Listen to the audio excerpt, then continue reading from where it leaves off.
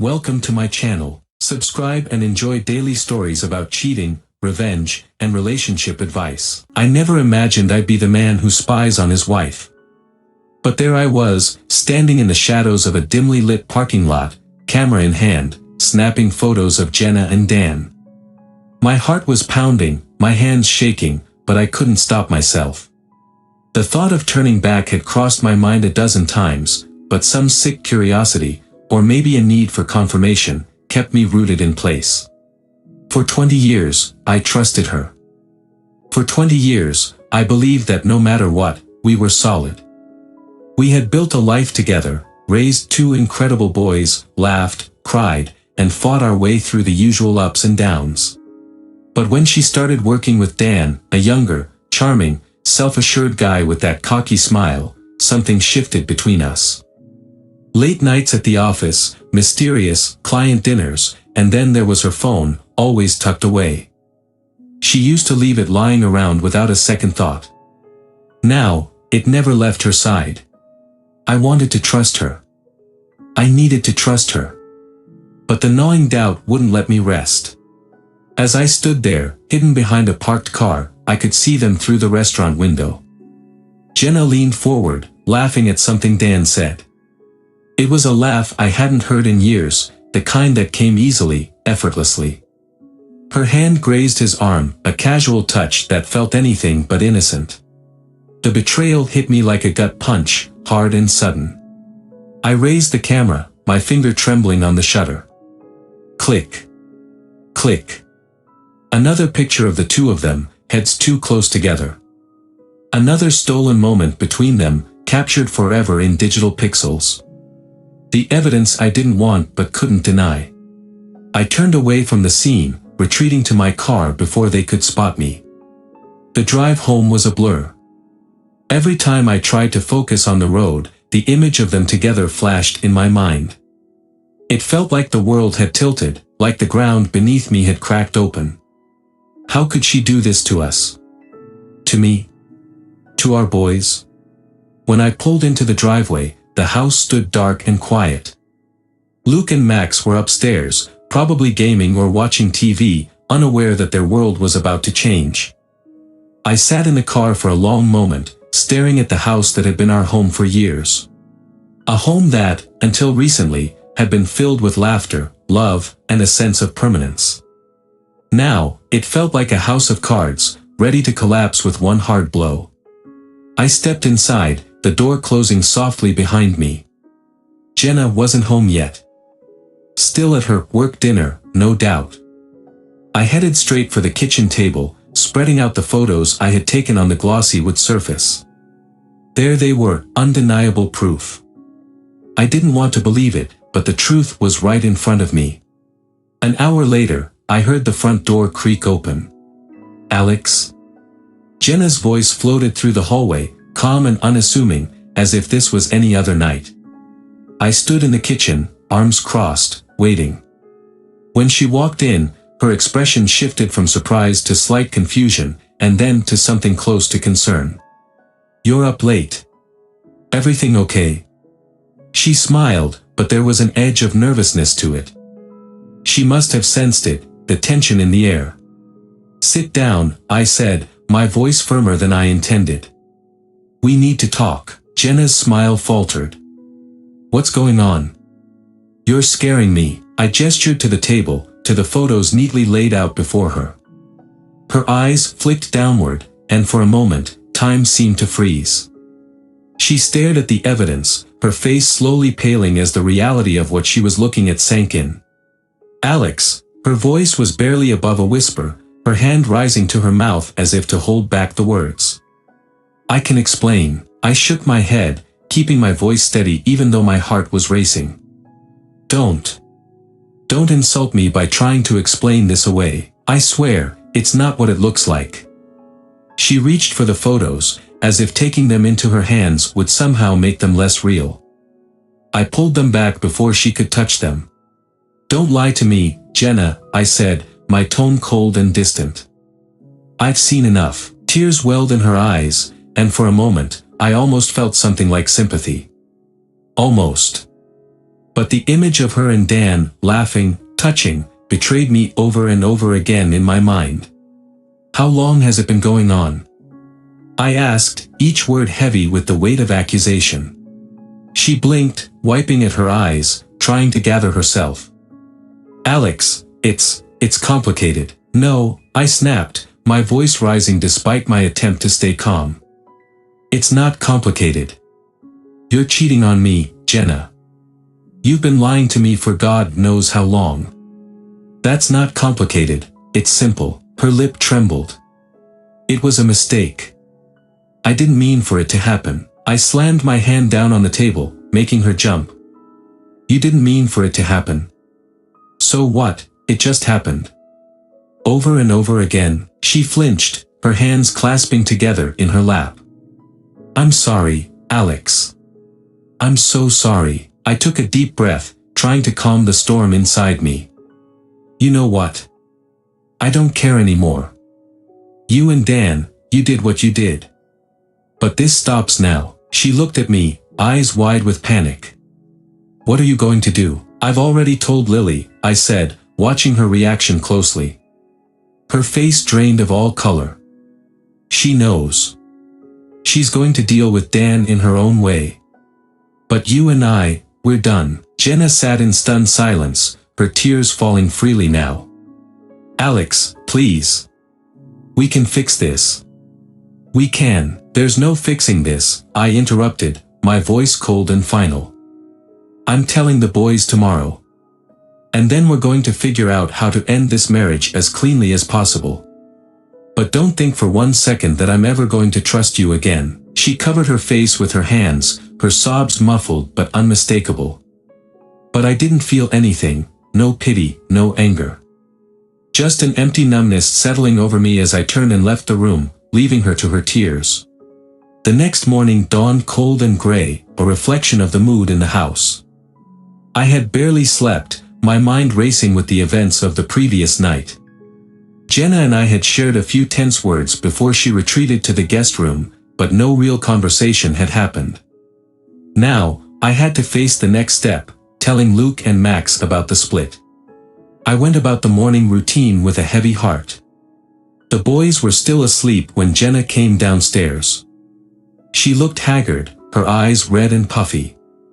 She hesitated at the kitchen doorway, then walked over to the counter to make coffee. I could see the lines of worry etched on her face, but I had no sympathy left. Good morning, she said, her voice strained and soft. I grunted in response, pouring myself a cup of coffee. Morning, she tried to make small talk, but I could barely focus on her words. I knew I had to brace myself for the conversation with the boys later, and it was weighing heavily on me. You know, Jenna began, breaking the silence, we should talk about this. About what happens next.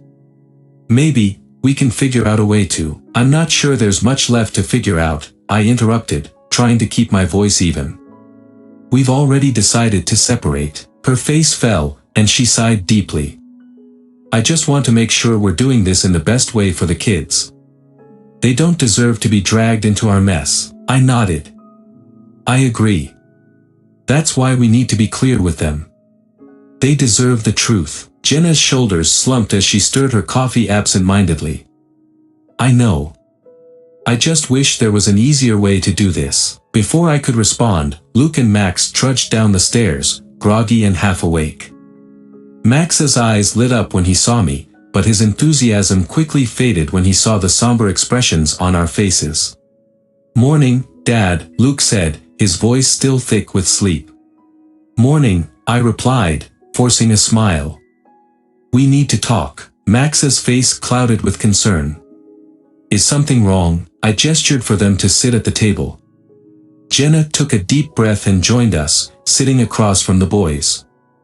I could see the turmoil in her eyes, but I had to be strong. Your mom and I started, my throat tightening. We've been having some issues. Issues that are serious enough that we've decided to separate. Luke's eyes widened in confusion. Separate? What do you mean? Jenna reached out, her hand trembling slightly. What your dad is trying to say is that we're going to be living apart.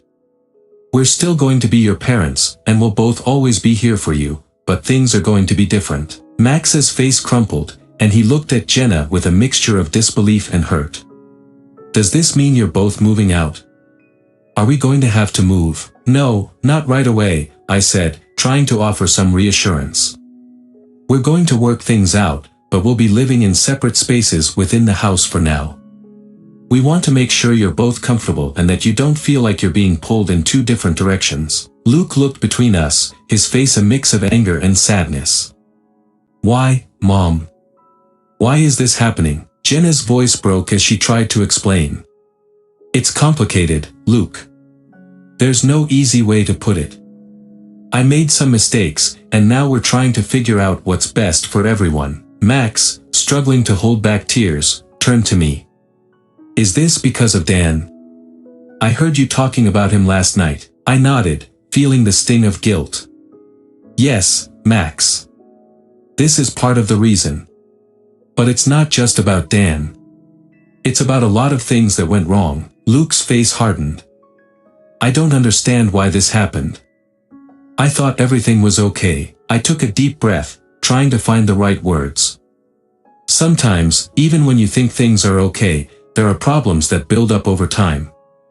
It doesn't make it right or fair, but that's what happened. Jenna reached over and gently touched Luke's hand. We both love you so much. This isn't about you. It's about us, and we're going to work through it together. The room fell into an uncomfortable silence. Max was sobbing quietly, his small body shaking with the force of his tears. Luke stared at his plate, his expression unreadable. I wanted to reach out and comfort them, but I was too caught up in my own pain and confusion. After a long moment, Luke stood up, his chair scraping loudly against the floor. I need some time alone. Me too, Max said, his voice choked with emotion. They left the kitchen, their footsteps echoing through the house. Jenna looked at me with tears in her eyes. I hate this, she said, her voice cracking. I hate that we're doing this to them. I nodded, feeling a pang of guilt. I do too.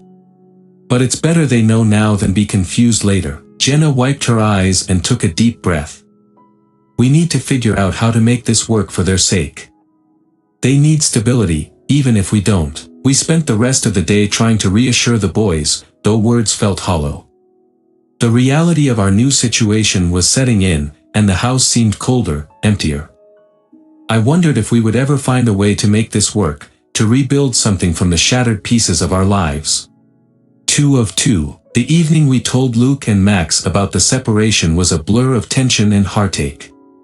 Even after they retreated to their rooms, the house felt heavy with the weight of unspoken words. For 20 years, I had lived in this home, and now it seemed like a prison, a reminder of the life that was crumbling around me. The days that followed were no better. Jenna and I avoided each other as much as possible, exchanging only brief, strained conversations about the boys or practical matters. She stayed in the guest room, which had always been a storage space for extra boxes and old furniture. Now it was a symbol of the distance between us. I woke up early one morning, a few days after the conversation with the boys, and walked downstairs to make coffee. The house was quiet, and the sun had just begun to filter through the blinds. I stood there, staring at the coffee maker as it sputtered and steamed, wondering how we got here. As I sat down at the kitchen table, the sound of footsteps broke the silence. Jenna appeared in the doorway, her face pale and tired. She had barely slept since the separation, the strain of it all showing in the dark circles under her eyes.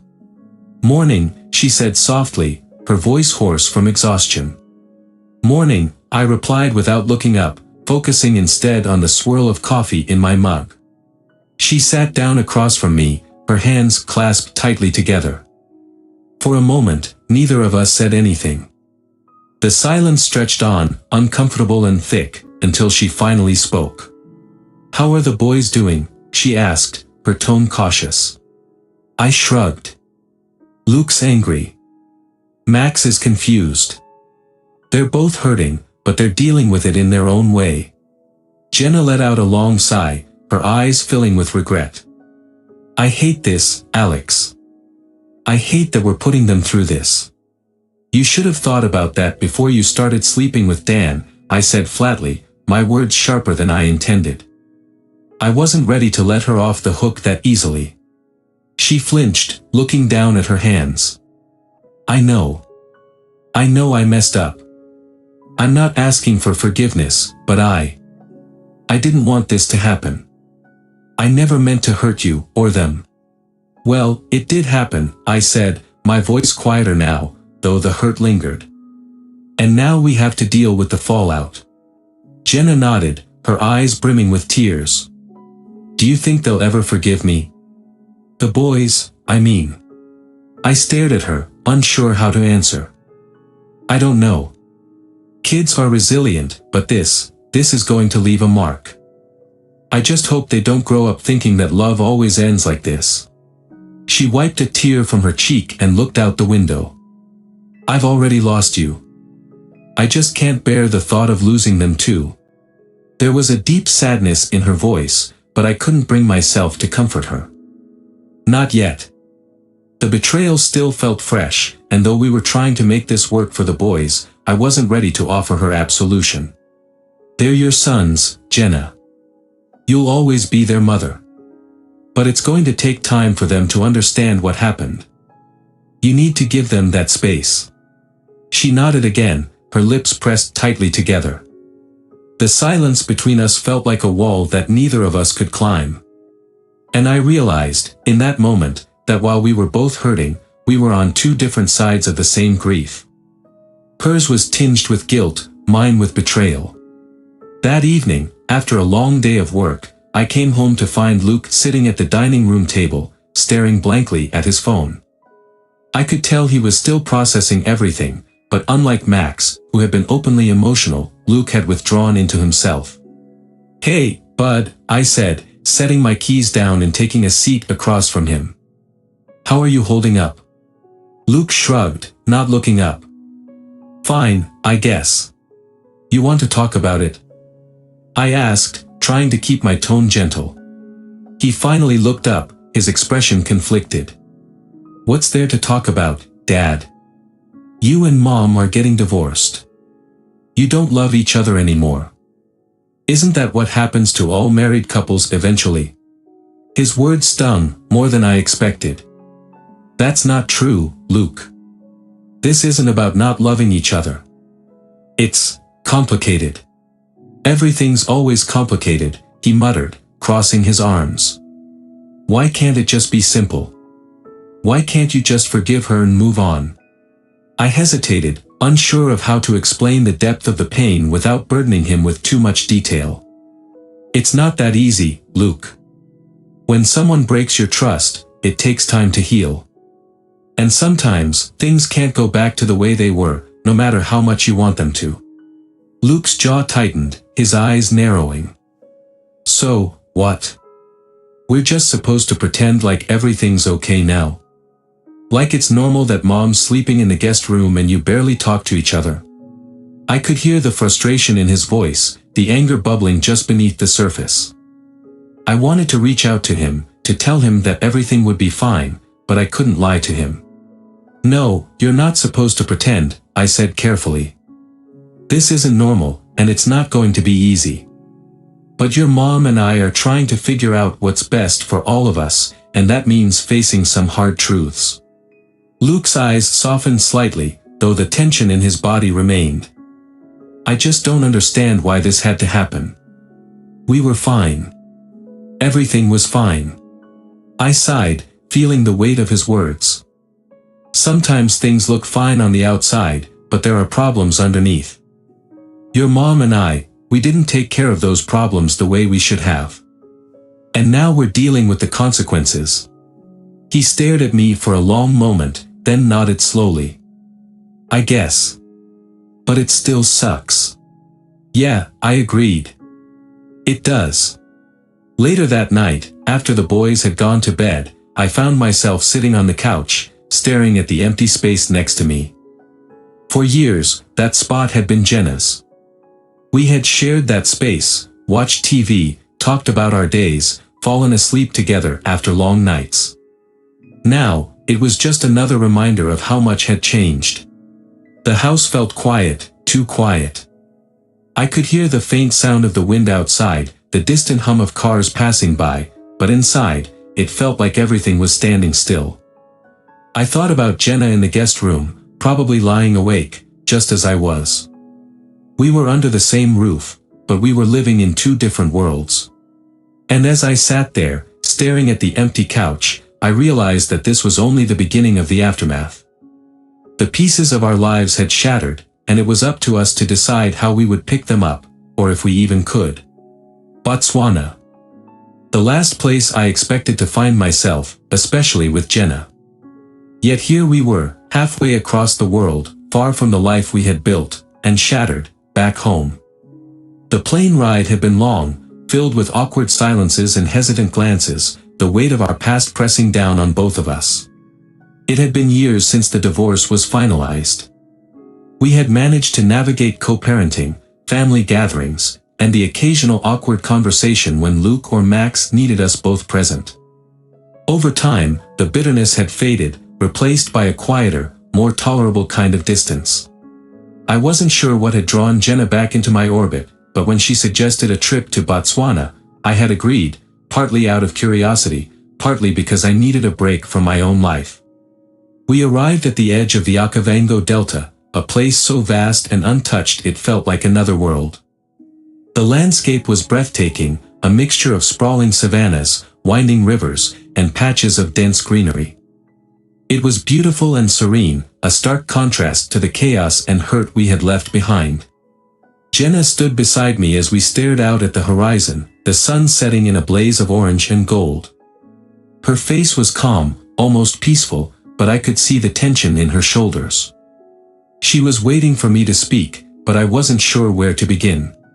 "So, this is Botswana," I finally said, breaking the silence. My voice felt foreign in the quiet, as if it didn't belong in this place. Jenna nodded, her eyes fixed on the distant waters of the delta. "It's incredible, isn't it? I read about this place for years. I always dreamed of coming here." "Yeah," I said, though my mind wasn't on the landscape. "It's beautiful." We stood in silence for a few moments longer, the sounds of the wilderness filling the space between us, birds calling, the wind rustling through the reeds. I took a deep breath, trying to shake the awkwardness that clung to the air. "Why did you ask me to come here, Jenna?" I asked, turning to face her. She glanced at me, her expression unreadable. "I wanted to talk. Away from everything. No distractions, no obligations, just us." I raised an eyebrow, skeptical. "After all these years, now you want to talk? What is there left to say?" She sighed, running a hand through her hair. "A lot, I guess. We've barely talked about what happened. About us. We've just been surviving, I think. And I've been thinking a lot lately. About the choices we made. About everything I did." I crossed my arms, unsure of where this was going. "Jenna, we've been over this. What's done is done. We've moved on. The boys are grown, and we've both made new lives for ourselves." "I know," she said, her voice soft. "But I can't help feeling like I owe you an apology. A real one." I never really said it, not in a way that mattered. I stared at her, surprised. "You apologized before." "Plenty of times." She shook her head. "Not the way I should have. Not in a way that really meant something. I was too caught up in my own guilt and fear back then. I didn't think about what I was really doing to you. To us." I exhaled slowly, watching as the sky darkened into shades of pink and purple. "It's been a long time, Jenna. I don't know if an apology changes anything now." "It might not," she admitted, her voice barely above a whisper. "But I've changed, Alex. And I want you to know that. I'm not the same person I was back then. I've had a lot of time to think, and I've realized that I was wrong. So wrong." I turned away, gazing out at the water. Part of me wanted to shut her down, to tell her that it was too late for apologies, too late for anything. But another part of me, a quieter part, was listening. After all these years, I was still angry, but I was also tired. Tired of carrying the weight of what had happened. I never thought we'd end up here, I said quietly. I thought we'd spend our lives together. Raise the kids, grow old, the whole thing. But then, everything just fell apart. Jenna nodded, tears glistening in her eyes. I thought the same. But I let everything slip through my fingers because I didn't appreciate what I had. I lost sight of everything that mattered. I looked at her, really looked at her, for the first time in what felt like years. She was older now, just like I was. The woman I had loved, the woman I had lost, was still there, but she was different too, softer, perhaps, more reflective. So, what now? I asked, unsure of where this conversation was heading. She smiled faintly, though it was tinged with sadness. I'm not asking for anything, Alex. I'm not asking for us to get back together or to forget everything that happened. I wanted to come here with you because I wanted us to find some kind of peace. For the boys, for ourselves. Maybe even for each other. Her words hung in the air, and I found myself thinking about forgiveness. Not the easy kind, not the kind that sweeps everything under the rug, but the slow, painful kind, the kind that allows you to let go of the hurt, even if the scars remain. I don't know if I can ever forget what happened, I said honestly, my voice rough with emotion. I'm not asking you to, Jenna replied. I don't expect you to. But I hope, maybe, one day, you'll be able to forgive me. Not for me, but for you. So you don't have to carry this around anymore. I nodded, though I wasn't sure if I was ready for that yet. Still, being here, in this place that felt so far from our past, I could see the possibility of it. Let's just take it one day at a time, I said, finally allowing myself to soften. No promises, no expectations. Just, see where it goes. Jenna smiled, a genuine smile this time, the first one I had seen in a long while. I'd like that. We stood there in silence, side by side, as the sun dipped below the horizon. The air was cooler now, the sky a deep indigo, stars beginning to peek through. For the first time in years, it felt like there was room to breathe between us, not the choking silence of our hurt, but the quiet of understanding. Of something new, fragile but hopeful. As we made our way back to the lodge, walking slowly under the vast African sky, I realized that maybe, just maybe, Botswana had given us something we didn't know we needed, a place to begin again, not as the couple we once were, but as two people who had finally found peace.